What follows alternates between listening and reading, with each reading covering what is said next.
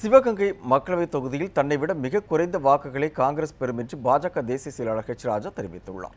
தமிழகத்தில் உள்ள 39 மக்களவைத் தொகுதிகளில் பாஜகவும் காங்கிரஸ் கட்சியும் சிவகங்கை மற்றும் கன்னியாகுமரி ஆகிய 2 தொகுதிகளில் நேரடியாக மோதுகின்றது. இதில் சிவகங்கை தொகுதியில் பாஜக தேசிய செயலாளர் ஹெச் ராஜா போட்டியிடுகிறார். பாஜக வெற்றி வாய்ப்பு குறித்தும் பாஜகவின் வியூகம் குறித்தும் நமது நியூஸ் 7 தமிழ் உள்ளீட்டு பிரிவின் இணை ஆசிரியர் தியாகச்சமிலிடம் பல்வேறு கேள்விகளுக்கு ஹெச் ராஜா பதிலளித்துள்ளார். ஓவராலாக தமிழ்நாட்டுடைய ஓட் பர்சன்டேஜ் பற்றி சொன்னீங்க. அதை அப்படி கொஞ்சம் கன்ஃபைன் பண்ணி உங்கள் தொகுதிக்குள் வரும் பட்சத்தில் இங்கே உங்கள் கூட்டணி கட்சிகளுடைய வாக்கு சதவீதங்கள் எப்படி இருக்கிறது?